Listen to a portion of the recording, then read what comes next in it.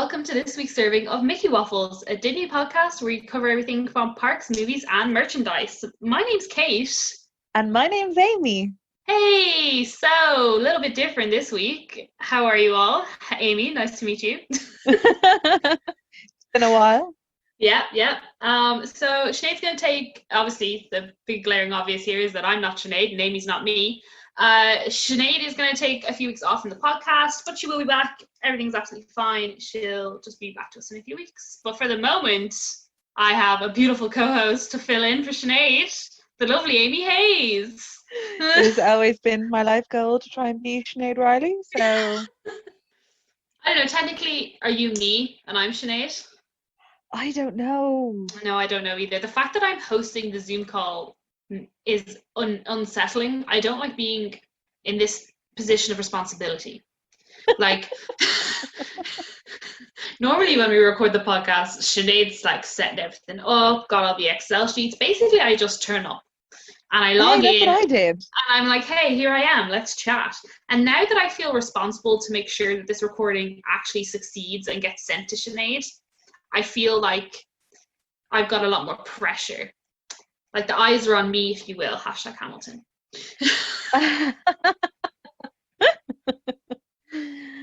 I don't feel that level of pressure. I didn't think you would. Twice before, and I've winged it both times.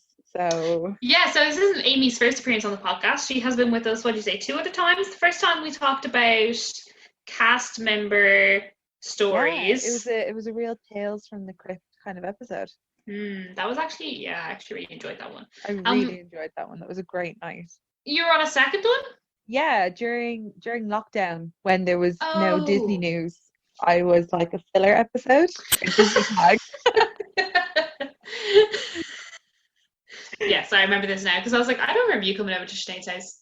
No, it was when I was trying to figure out if you guys could like record over Zoom. Yeah. Right, yeah. Which has changed your lives. I mean, look at this. Otherwise, the pod would have had to stop like for however long since. What's it been, like 3-4 months? Devastating. Wild. Have you been since we last heard from you? Oh God, many things have happened. Lockdown lifted ever so slightly, which is pleasant. No, I've been grand on the whole. It's been a roller coaster of a year, hasn't it?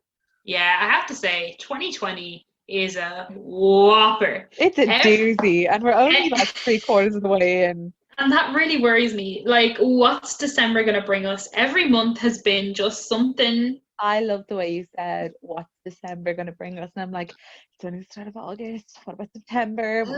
Halloween? Black Friday's in November. And oh God, Black Friday. December. Jesus.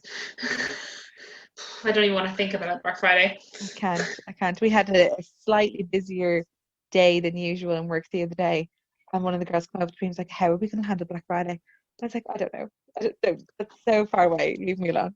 No, yeah, I was thinking the exact same thing. I was like, how are we gonna manage queues outside? Because like on a Saturday, even when we have a small queue, it doesn't take us long to run out of space. And I'm like, wow, big wow, very very scared, much unnerve. Oh, but it will be fine. It'll be fine. We'll get through it. Yeah, it'll be fine. Everything's fine. Listen, Everything's fine. We worked in Disney during Christmas of the first Frozen release and the second Frozen wave, so we can do anything. I'm not worried. Yeah, guys, if you're ever in doubt about your life, just remember that there's like a small cohort of very young adults who had to work through that very scary time of the Frozen product re-release, and they're all still alive, and you just remember that. They're all alive and kicking and doing well. Oh my God, with very fond memories of 2016. Oh no, when was it? 2014? Oh my God. 2013, 2014? Yeah, it would have been Christmas 2014. I know, right? No, you can swear. It's okay. Oh, sorry. Okay, good. We swear on this podcast. We are not a family-friendly podcast. To be honest, I wasn't thinking about that. I was thinking of your mom. What? Because I remember there was one time where you were saying something like, you're like, my mom has told me to stop cursing on the podcast. Ah, yeah. She has no control over what happens here. So yeah, I think life's been pretty fine for the two of us. We've just been hopping along. Roller coaster. Yeah. So yeah, I suppose we better get on to the news. Rightio, so bear with us, ladies and gents. We've been off the air for a few weeks, so we've missed a couple of bits and newsy woozies. We're going to start off with Disneyland Paris. For anyone Normally, I get my news via your podcast. I'm not used to having to be the one to talk about it. Well, Amy, you're in for a doozy. We've got a plethora of DLP news to deal with because stuff's happened. Well, to be honest, not much has happened, but like, you know, we like to pick up the dregs. So firstly, we're going to talk about booking your reservation for when you're going to Disneyland Paris. Amy, are you aware of the fact that you need a reservation and also a valid ticket to gain entry to Disneyland Paris at the moment? Yeah. Good woman. So for annual pass holders, there is additional capacity that has been added for access to reservations. As of this tweet, whenever it was, sometime a couple of weeks ago, all dates were available. So if your date was sold out, have another look. I'd say that's still pretty much the case. I do think they have added quite a bit of extra availability. And then there was additional capacity also added for AP privilege ticket reservations. So if you're going with your friend who didn't have an AP pass, you could also book dates for them, which is really great because it would be really crap now, to be honest, if you had an AP and you made a reservation, but you couldn't make a reservation for your friend who you'd bought a ticket for. It'd be like, oh, I'm going, see you later. Leaving you at the door. But yeah, it's good to see that they're adding more dates. What do you feel about the fact that they're adding more reservation dates, which means they're probably increasing capacity within the park? Well, their capacity, not that it was quite low, but am I right in saying that they were kind of working on like 50% capacity? I don't know if they ever released an actual figure as to what capacity they were at, but I do know it was like obviously not 100%. No, which is fine. Like I can't imagine that they've upped it to like 75%. Do you know what it is? I'm thinking of, and it's not the same thing. I'm thinking of when we went back to work and our stores had a capacity, and literally after a week we upped that capacity. We were like, this is stupid. There's so much room. Come on in, everybody. And we upped the capacity. And I'm sure it was the exact same thing for them. If they only opened, you know, it was trial and error. Start low, build up. And but I think it's good that how they're upping capacity is by making it a benefit to more loyal guests. Is more loyal the right word to use? I don't know. They give them more money. Yes. And really that's all that Disney cares about. Yeah. So they're prioritizing their cash flow. Most profitable guests. Perfect. That was ching, right on it. Thanks.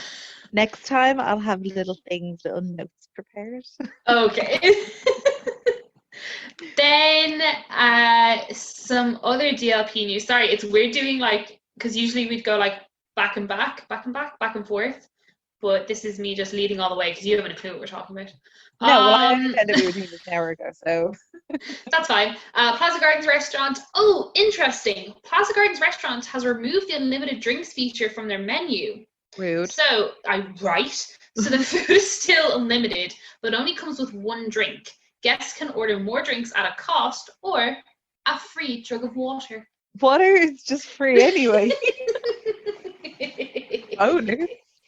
Not in Disney. Free water. It's super wet. So a couple of episodes ago, we did talk about the restaurants in DLP and their new menus, how they were doing things due to COVID-19, how buffet restaurants had stopped, and they were now doing all you care to enjoy and all that sort of crack.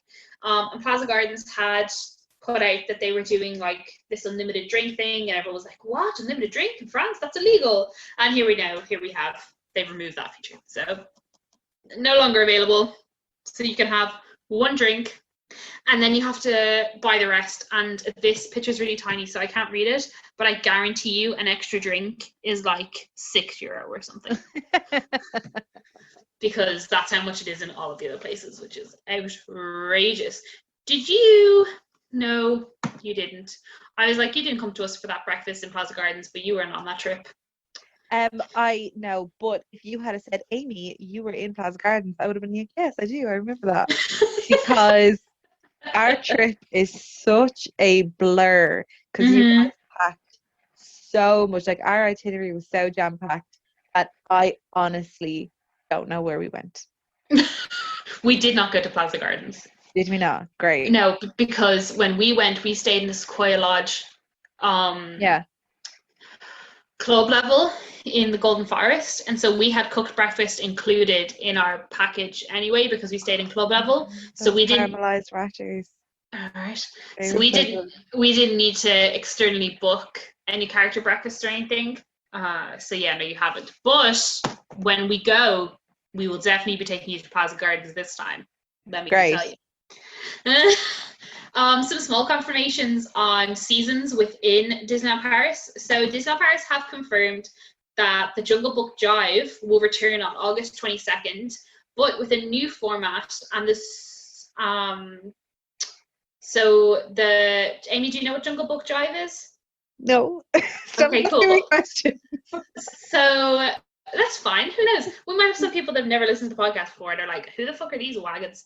So the Jungle Book Jive. You're going to have people who have listened to the podcast and are like, why did they pick Amy to go on and do the news? Fine. You're like, it's the skirt. It's all fine. So the Jungle Book Jive is part of the Lion King and Jungle Festival season. Yeah. So, they do like Halloween, Christmas. They used to do Swing Into Spring. They used to do Pirates versus Princesses. They have loads of different Yoki bobbers. I remember all that. And I remember the Lion King bit. Great. Cool. You're with me. So. Hey, I have some recollection of some of these things you're talking about. So, last year they did the Lion King and Jungle Festival and actually went down pretty well. A lot of people thought it was going to be quite shit, but it actually was really cool. And it turned out that last year the shit thing was the Frozen celebration crap that wasn't even really a season. If I recall correctly, you guys thought that it was going to be shit.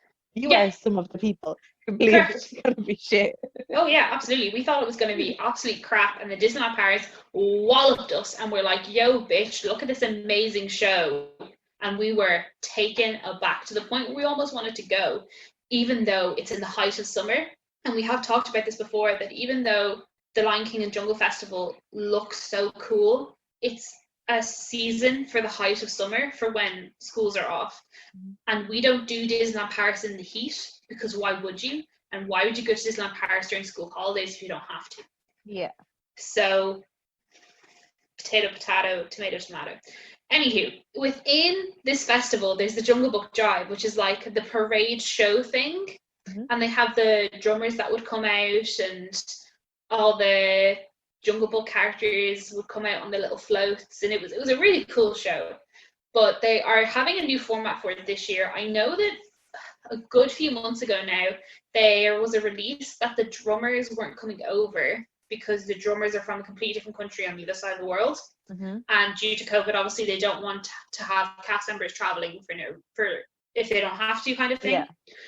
So what they've decided to do is they're bringing back the Jungle Book Jive, but it's not going to take place on the castle stages in front of the castle, because they obviously don't want to bring in big crowds, hence why they're currently not having parades and all that kind of stuff, and they're only doing like random cavalcades sprinkled throughout the day. So they've moved the Jungle Book Jive to the Lights Motor Action stage in Walt Disney Studios. Now, you've never been to this stage, because when we went with you, we didn't go to this show because none of us had any interest in it. And me and Sinead had both seen it once, and we knew you wouldn't like it.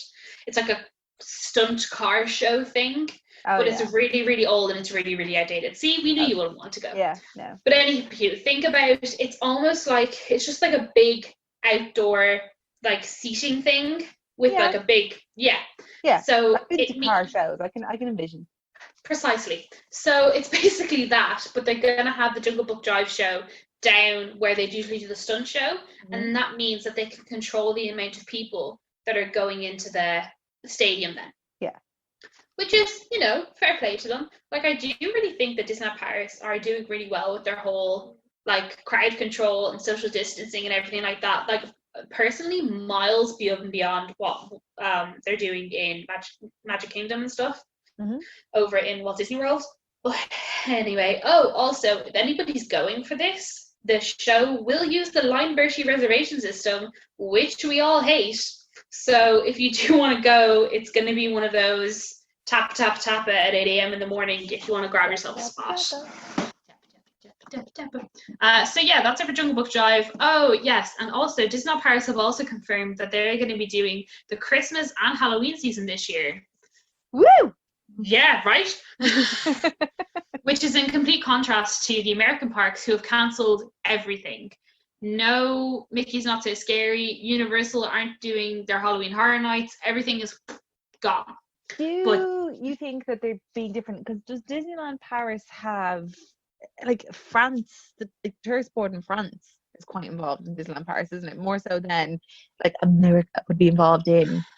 Well, yes. Do you think that's why there's like different restrictions and it's kind of easing up and things are able to go ahead because things are being handled better? The tourist board in France might have something to do with this, but like Disneyland Paris is now majority owned by the Walt Disney Company. It's not like it used to be. Right. So the same guys who have the decisions over the parks in America would also be the guys making the decisions for Disneyland Paris. Like the overall decisions. Obviously, they both have their own like presidents and that kind of stuff.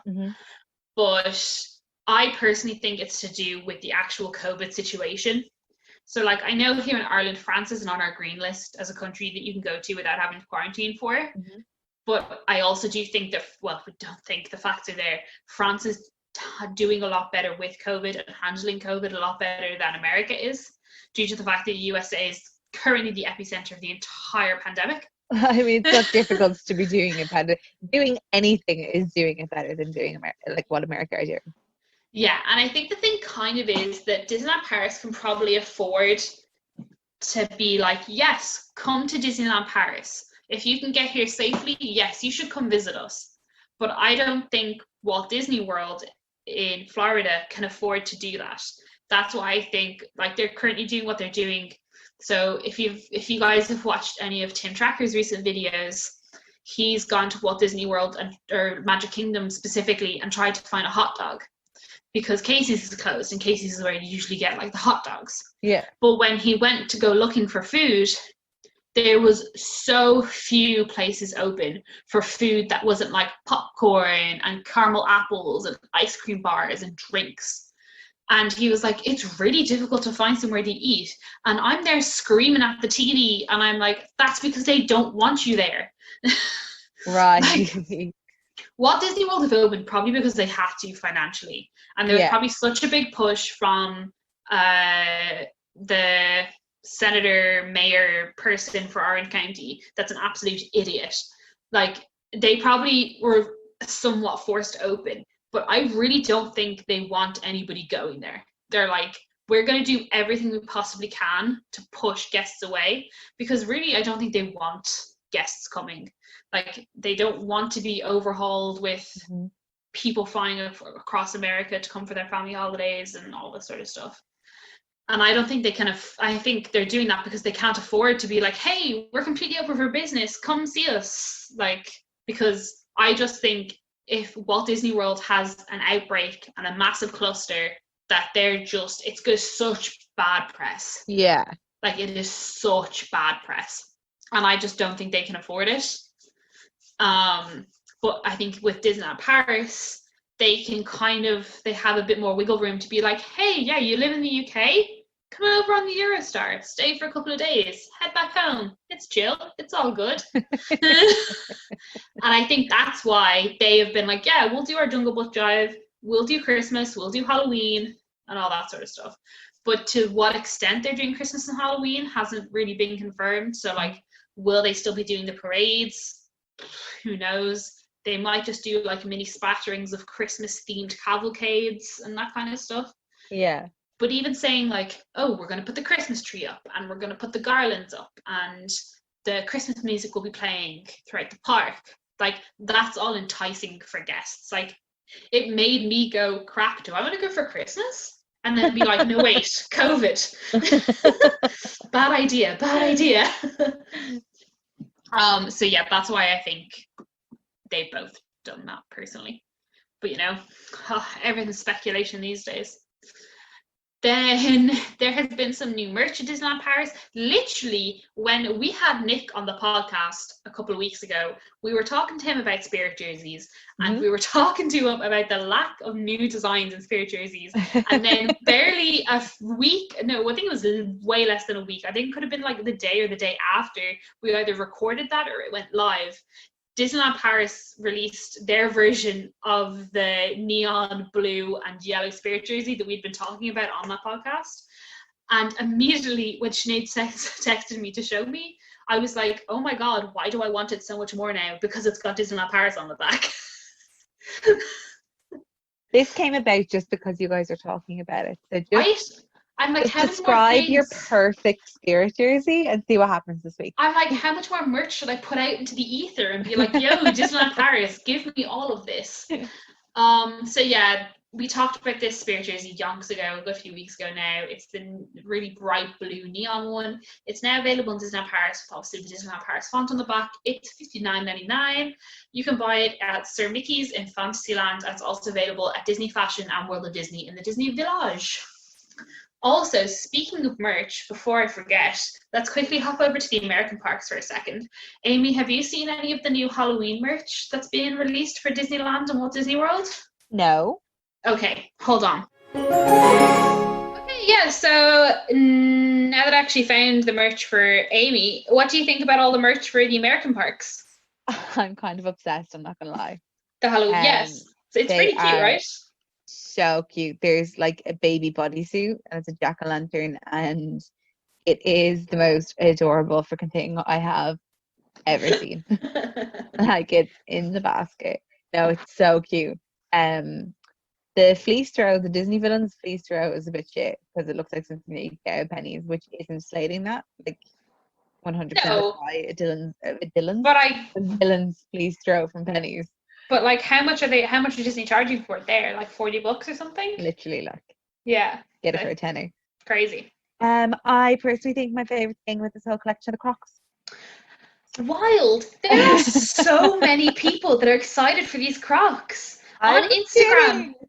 On Instagram, people are going wild for the Crocs. Shut up. These things are terrible. They're awful. For the Halloween Crocs and the Haunted Mansion Crocs they brought out like last week or something, people are going cray for them. It's mad. It's truly, truly mad. The ears, there's one pair of ears, I don't know, is that like, it looks like rock candy? Yeah, the one that looks like a bit like a lollipop candy cane type thing. Yeah. They're cute. The other ears are a bit shit. The one with the little hat? Yeah. Oh, I think that one's really cute. No. Now, think about not you wearing it. Think a child wearing it. Oh, are they for kids? Well, no, but just think about... No, I think about me wearing them. All right, sorry. Spirit jersey's cute. Yeah. Cute. The Spirit jerseys are nice. So they have the same design for the Disneyland and Walt Disney World Spirit jersey, but on the Walt Disney World one, it goes Walt Disney and then World underneath, and it looks, it doesn't sit right with me. It makes my skin crawl a bit. I don't like it. However, the Disneyland one, absolute bae. It looks beautiful. It kind of looks like the Walt Disney World one. Kind of looks like you went to a print shop yourself. Yeah, right. It looks like ones that people do on like not slating anybody who sells stuff on Etsy, but sometimes the Etsy Spirit jerseys are just off a bit because they can't fit everything on the same line. Yeah, because even the font for World looks smaller than the font for Walt Disney. Yeah. Like, how did this get pre-approved, pre-production, production, post-production, and packaged? I say the same thing every time we get new product. I'm just glad that I managed to say that without getting so twisted. So there's a bunch of new merch out for Halloween over stateside. So the fact that we're getting the Halloween season here in DLP, honestly, guys, I have no idea. DLP Halloween merch is usually pretty lackluster. This year, due to the whole COVID scenario, I doubt it'll be any different. But if you guys are interested, there are a couple of websites online that will buy the American merch for you with an extra bit of cha-ching on the side, and they'll send it over and that kind of stuff. Just if anybody's wondering. Then, before we went stateside, we were with DLP. Let's just wrap it up with a few little more DLP bits. There have been some extra selfie spot meet and greets been added to other Disney hotels. So Disney friends will meet guests for a selfie at Santa Fe. They're also meeting guests in Newport Bay as well for the little old selfie spots, which is quite cute. They are so cute. Did you enjoy those? Yeah? I really did. Yeah, I really did. They've also added a new Toy Story selfie wall in somewhere. I've lost it. I can't remember where it is. I'm sure you guys have seen it. It's this cute like Toy Story selfie wall, and they have the Toy Story characters in front of it, but then when there's no characters in front of it, you can take your own selfie. It's super cute. Then also, speaking of Line Bertie earlier on, so to take a selfie with Minnie or Goofy, a few weeks ago, you had to have a Line Birdie reservation to get a selfie with them. Now, there's no more Line Birdie. You can just walk up to them. You can just normally queue. It's no problems at all. There's been no confirmation as to if this is temporary or permanent, but honestly, when it comes to selfie spots, geez, do you really need Line Birdie reservations? Just let the people have some sort of fun. Yeah, there's no spontaneity to your trips. No, absolutely no, not when you're a DLP.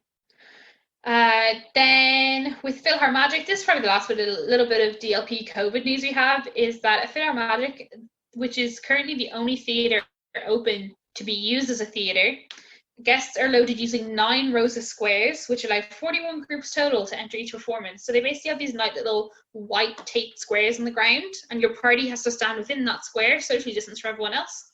And then when you enter the theatre, they'll socially distance you when you sit down from everybody else for the show of PhilharMagic. Again, I really think DLP is doing quite well. Just have to say that now. Very efficient, on the ball, doing the most. Right, it's surprising. Then, there's more recent DLP news, which I forgot about. There has been a Studio D sign installed over where they used to have the Disney Junior Live on Stage. So we've talked about this. We've talked about the Studio D thing and how it's basically a new Disney Junior show, but with more up-to-date shows, which by the time this goes live will be out of date. Like, by the time this show actually sees the light of day, Vampirina won't be around anymore. So, like, hey-ho. The Studio D sign does actually look really cool. It does give me like retro Disney vibes, I have to say. Mm-hmm. Like, it sort of gives me the vibes of like OG Disney Channel with like Lizzie McGuire and That's a Raven and that kind of stuff, which I'm quite down for. I quite enjoy. And finally for DLP, I believe, and if not, well, it's too late really. There has been some rumors from some travel agents regarding the future opening of some of the on-site hotels that are still currently closed. So, sorry, it's a bit of a list. Disneyland Paris, the Disneyland Hotel is said to have an extended closure until December 8th. The Cheyenne will be reclosing from October 1st to March 1st of 2021. Sequoia Lodge is expected to open May 1st of 2021. Hotel New York, the Marble Hotel, is expected to open March 8th of 2021. And the David Crockett Ranch currently has no reopening date whatsoever, which doesn't surprise me because it's like a self-service like cabin thing. And like, Jesus, how painful is that going to be to re-sanitize after every person's been in it? So when this was first sent to me, it was rumored. It has then been put up on DLP Report as information from travel agents. So by the time this goes live, it'll probably been confirmed because these kind of specific rumors don't just come from nowhere, really. But Hi, sitting on a computer typing up random dates, like but as of now, rumor, all rumor and speculation. But it's probably true, which is quite interesting that they're rumor and speculation, but it's the truth. Sinead never lets me confirm rumors. She's like, it's a rumor. And I'm like, but it's probably true, though. Well, Sinead's not here right now, so it's the truth. It's interesting. It's interesting that Sequoia Lodge isn't going to open until May of next year.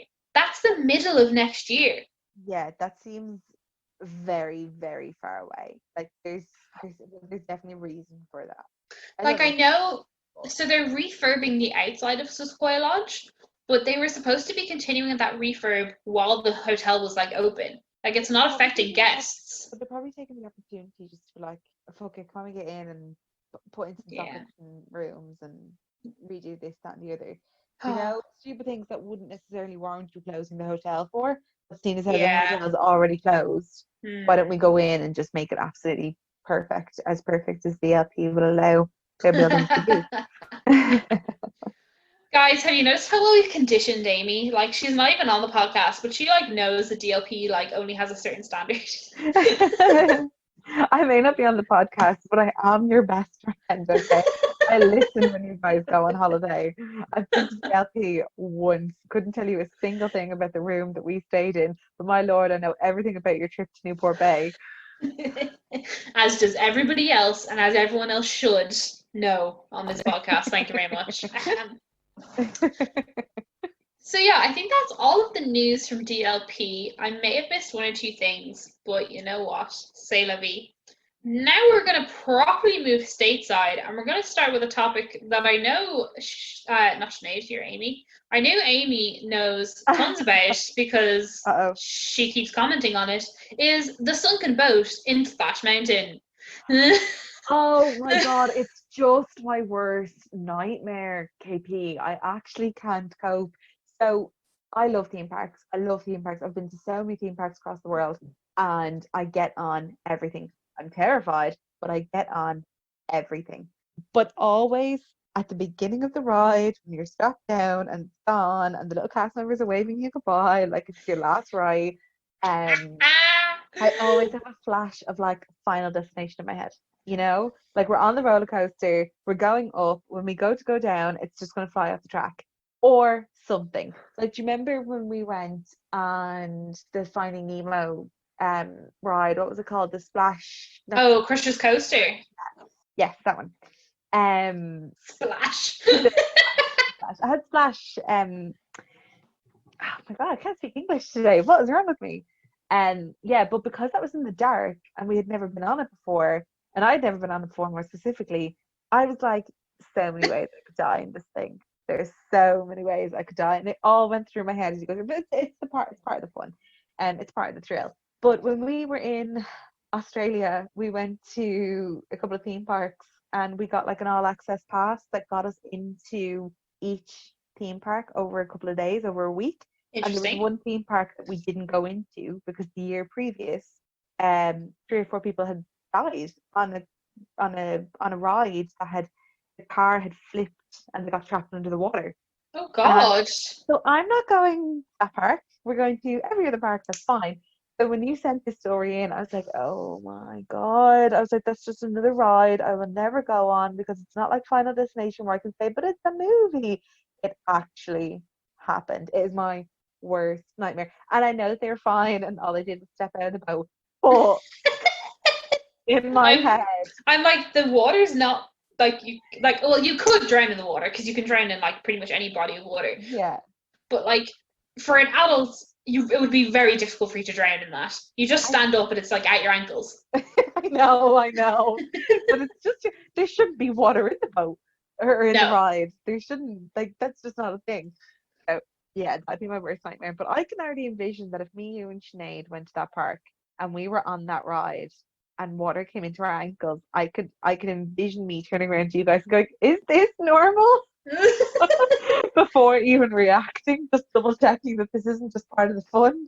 Me and Sinead being like, no, it's all thematic. You're supposed to get your feet wet.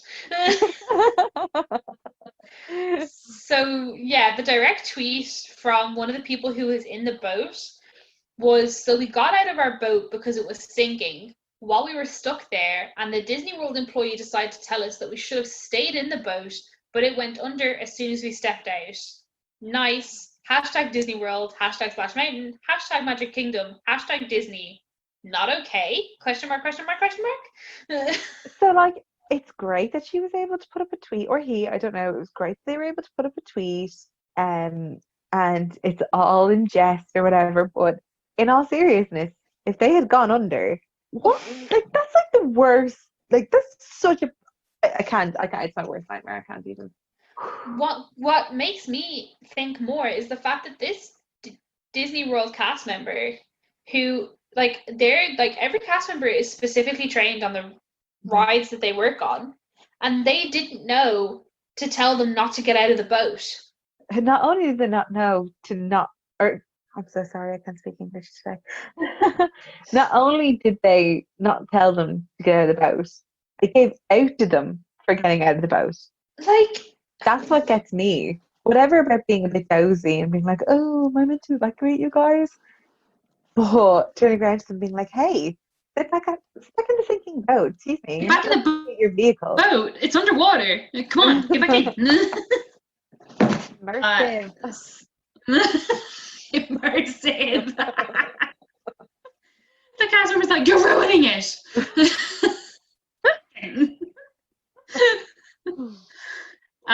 So yeah, that was a little bit of stateside news. Apart from that, there hasn't really been much stateside regarding the parks. They're sort of just like hopping along in their little COVID-filled world. Like if anyone wants like up-to-date info about the American parks and stuff, Tim Tracker is going, even though he has a brand new baby at home that's just turned 8 months old. You know, he's bopping in and out of Disney World and Universal and to their own. Yeah, we won't. To be honest, I can't really hate on him because he's given me so much like information. But I'm also like, nah. Then so Disney Plus. Amy, how do you feel about Disney Plus? I love Disney Plus. No, I do. I think when I first got it, it was this whole, oh my God, this is amazing. All of my DVDs are now on my TV and I don't have to go through the DVD box. And I immediately started rewatching things that I've seen 150 million times in my life. I didn't delve into anything new straight off the bat. And then after the initial, I've watched Tangled and Frozen and The Little Mermaid. I think I watched, on the first day I got it, I think I watched 4 DComs. Nice. And that's the kind of day that I had. Because it was the height of lockdown. Like, I needed a bit of Teen Beach and then Teen Beach too. And then, I watched all the Disney Plus originals and they were great. But then the problem was that I binged through it too quickly because I didn't have anything else going on in my life. And as same with us all, Amy. The content wasn't coming out as quick as I was watching it. Yeah.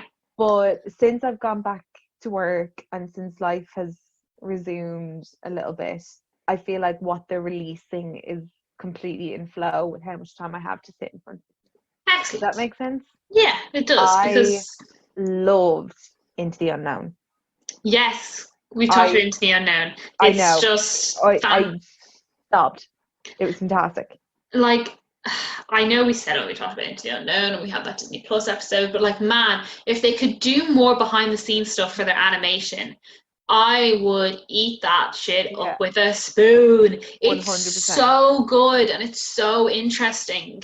Every episode was brilliant. And then it was really nice, obviously, that it led into Frozen 2 being released. Yeah. Obviously, Hamilton, I've watched pretty much every day since it's been released. On days that I'm not watching it, I'm listening to the soundtrack. Ed left yesterday to bring Molly back to the house, and he was gone for like, I don't know, maybe 40 minutes. And in that space of time, I had watched 40 minutes of Hamilton. Yeah. And when he came back, I was absolutely bopping. I was like, we won. And he's like, I left for 40 minutes. And I was like, and? Yeah, it's gotten to the stage where, because when I'm going in and out of work, sometimes my mum brings me into work if it's for like a peak time, so that I'm not crammed on the Lewis, because there's no social distancing on the Lewis, so that I don't have to go on the Lewis. She'll bring me in because it's only 20 minutes drive. But automatically I would just go to stick Hamilton on through the jack, and it got to the stage where I'd get in the car and she saw me put Jack into the radio, and she'd be like, would there be any chance we could listen to something else other than Hamilton this morning? I mean, what else gets you pumped? Right? There's like that first song gets me pumped Just for the day.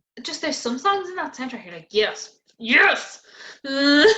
Literally though, like there's and it was so I didn't even think about it when I watched it the first time, and even when I watched it the second time, I didn't really think about it.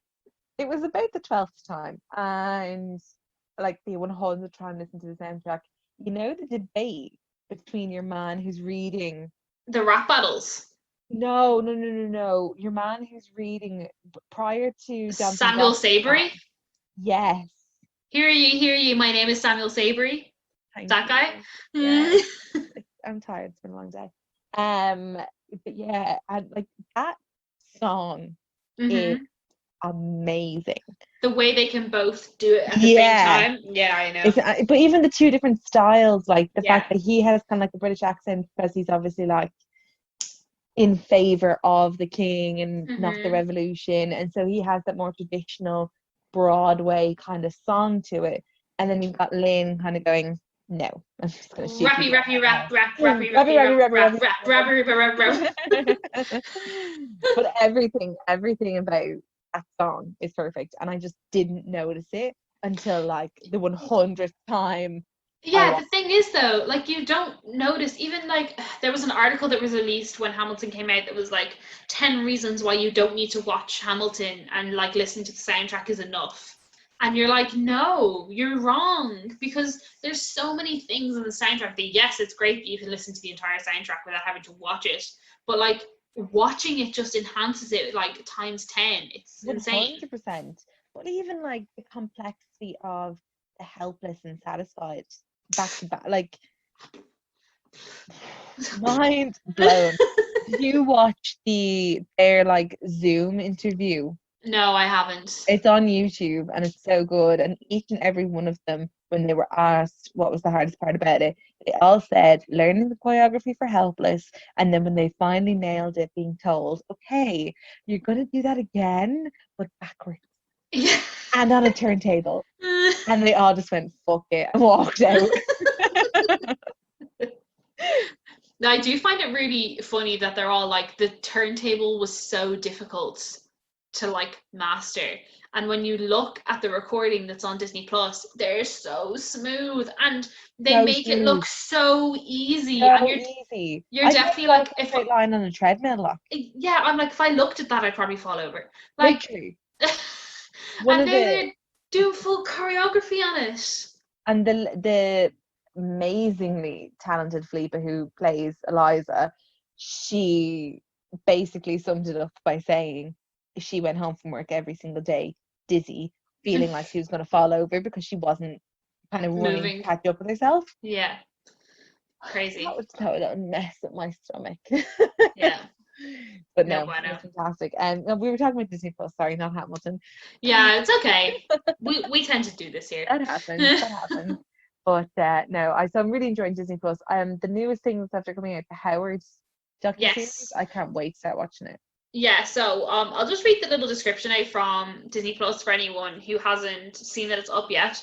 So Howard is the untold story of Howard Ashman, the brilliant lyricist behind Disney classics like Aladdin, Beauty and the Beast, The Little Mermaid, and creative musicals including Little Shop of Horrors. Featuring never before seen archival footage, the film explores the Howard's journey to become the lyricist behind some of the most well-known family films in the world. Amazing. I'm so excited. Isn't that crazy? I'm very excited to watch it. And then also coming to Disney Plus pretty soon is a movie called Magic Camp, which when you look it up on Google, it says the release date of 2018, but then when you look further, it has a bunch of articles that is like Magic Camp finally being released on Disney Plus. So I don't know what happened to it. I haven't given it that much thought, to be honest. But Adam Devine's in it and Gillian Jacobs, and they're both pretty funny people. So I'm pretty excited for it. From what I could tell, it's like a cross between Camp Rock and Wizards? no, you know that movie Now You See Me? Yeah. About the four horsemen who are all magicians. Yeah. It's like I feel like it's a cross between that. I thought you were going to say Camp Rock and like Wizards of Waverly Place. No. It's like sleight of hand magic, not like witches and Right. wizards magic. It's like Okay. card tricks and making coins disappear and that kind of magic. Oh my god, that's so Yeah. cute. Like your man in Pitch Perfect. Yeah. Yes. Yes. Exactly. So yeah, that's also going to be released on Disney Plus soon, and then also on Disney Plus in America, Mulan has been given a Disney Plus release date, which is awfully interesting. However, in America, you will have to fork out an extra $29.99 to watch Mulan on your already paid subscription service. In foreign territories, such as anywhere that is in America, I actually think they're going to release it in the theater. Um, Tenant is going to be released over here in August, so I assume Mulan is as well, because Tenant and Mulan were the whole like battle to see who was going to have a theatrical release date first due to the whole COVID thing, and Tenant has official release dates now for theaters. So Mulan's probably going to be released over here as well. So if you're in UK or Ireland or any other part of Europe, I'd say we probably won't have the chance to watch it on Disney Plus, but we will eventually. But to see it first, we probably will have to go to theaters to watch it in the cinemas.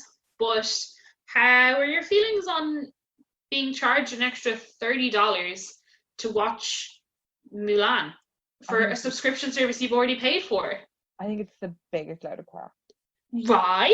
No, it's the biggest load of crap. Because as I was thinking about this more, and I was like, I completely understand this was supposed to be a theatrical release. So it was a money-making game from the beginning. It was supposed to be box office.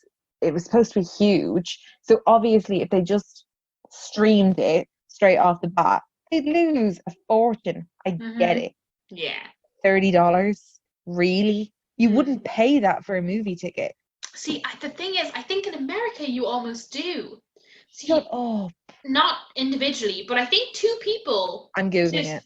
I think two people to the cinema in America might be nearly $30 just with tickets alone. Well, I get that, because if we were going to the cinema here, especially here in the Cineworld, it's a tenner a ticket. Yeah, so I think their thinking is, so personally, I think if it was to be released over here on Disney Plus, you'd probably be paying about €20 to €25. You wouldn't be paying 30 because, exchange rates. Absolutely And not. Then you're probably not going to buy it individually. You're probably going to invite someone over to watch it. So you split the cost at least once. So that's a tenner each. And now you're like, oh, well, I might as well have gone to the cinema. Right, but the thing is that you can justify the price of it. You can justify the breakdown by saying you probably won't be watching it alone. You probably will be watching it more than once. So that's how it kind of comes up to the $30. But you're paying $30 to go to a movie environment, like a movie theater environment. Not like, what if you just had it on your laptop or on your phone and you're like, I'm paying 30 quid to watch it on a screen that's like 3 inches? No, like that's not. I think it's incredibly steep. Having said that, you don't have to pay it. Like, the only people who are going to be doing this are the people who really want to watch it and who probably have a decent setup at home. Like, if I had a decent, massive, fuck-off telly hanging on the wall, a decent sound system and a decent lighting system, I would probably pay it. I'm not going to lie. Hot take. But I wouldn't be happy about it. Right. Okay. I think that's what a lot. Me? Like, yeah, no, I get you. Personally, I think $30 is too steep, but I also see where Disney are coming from. From a business point of view, of course, they owe the universe nothing. Yeah. But personally, again, if it was a case of having to buy it here on Disney Plus, I would probably only do it if I could get like 3 or 4 people to split it with me, so that it was only costing me like £8 or something. 100%. Because I don't really give a shit about this movie. I kind of lost hope in it pretty quickly. It had bad press. There's no Mushu. The songs are crap. There is no songs. They're just like background music. The songs are crap. There are no songs. Yeah, like there was so much bad press. Like I don't know. It wasn't really a movie that I wanted to go see anyway. It was almost like when Dumbo came out, I was like, whatever. Like Dumbo doesn't speak anything to me. Yeah. And neither really does Mulan. Not that Mulan's not a bad movie. I think Mulan's a great movie. Yeah. Mulan already has a live action, and it has a historically accurate live action. It's just not Disney. It's an actual Chinese movie, and it's fantastic. So I remember when they said there was no Mushu and there was no songs, I was like, why are they bothering? What, like, this one already exists. It's not that old. Like, I think it came out in like 2012 or something. It's amazing. Yeah, so like personally, I don't really care if It does come out in the cinemas over here. I mean, cinemas at the moment anyway over here are doing like special deals to like entice you to come to cinema.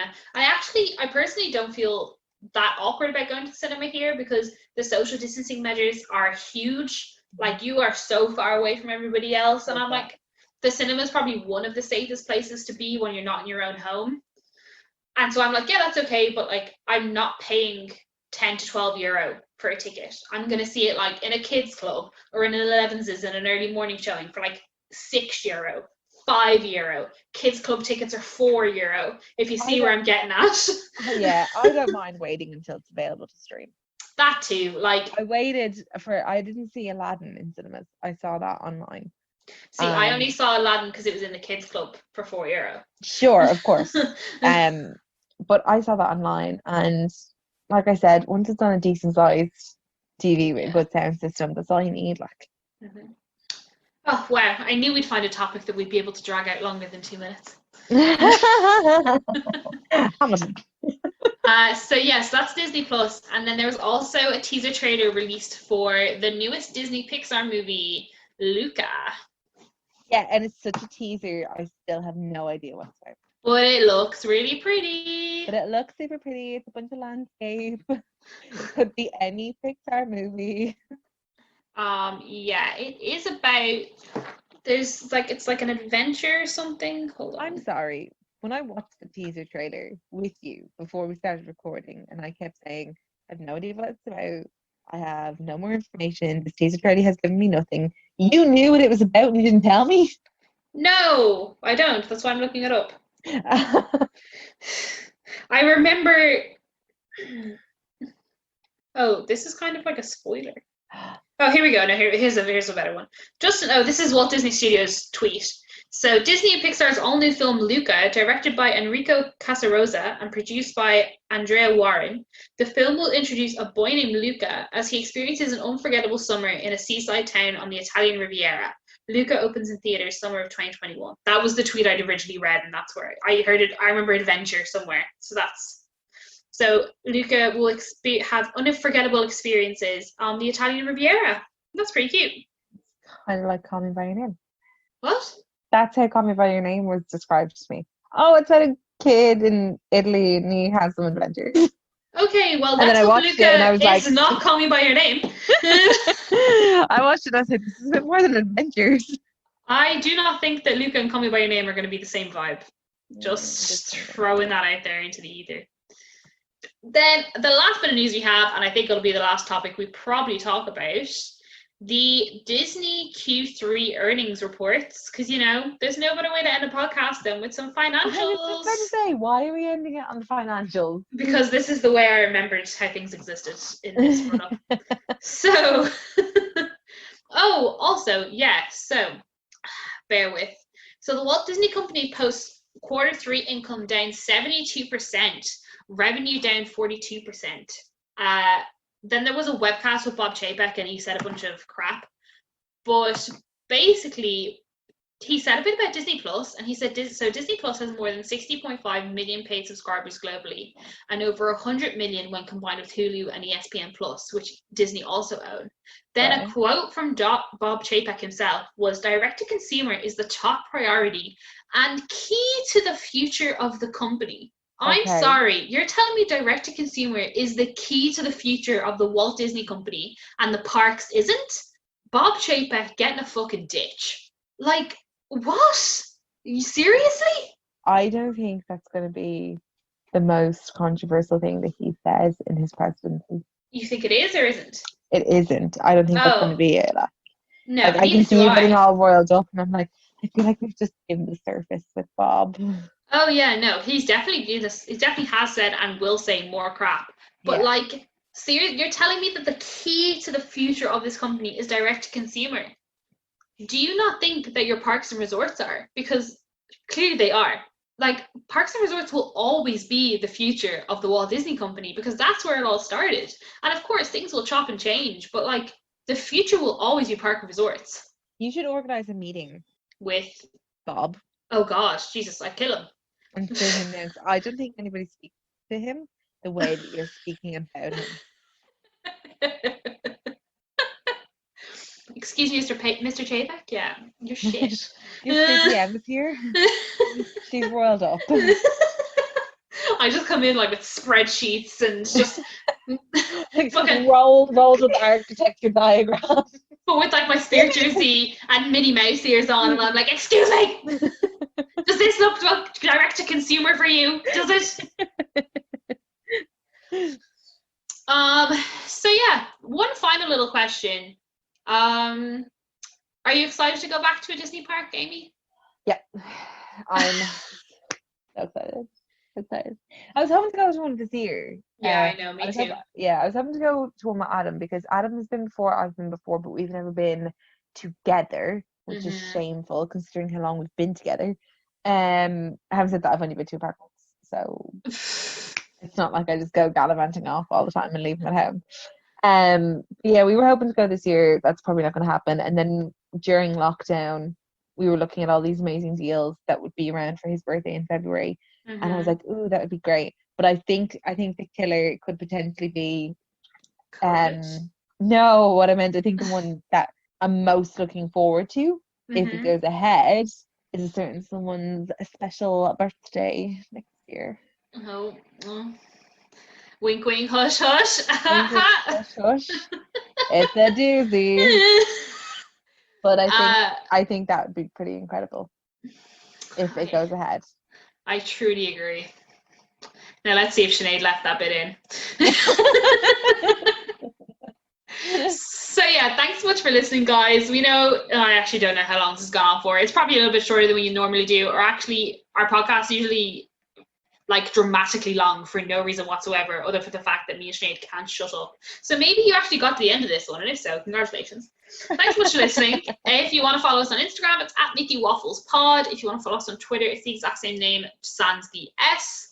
If you'd like to leave us a review on Apple Podcasts, please do. And if you don't have an Apple phone, please grab your friends and leave a review on theirs. Yeah, I think that's pretty much it. Anything else to say, Amy? No. Excellent.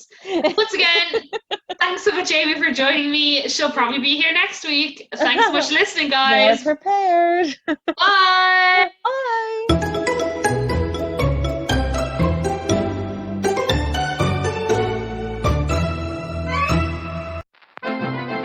This podcast is part of the After Dark Podcast Network.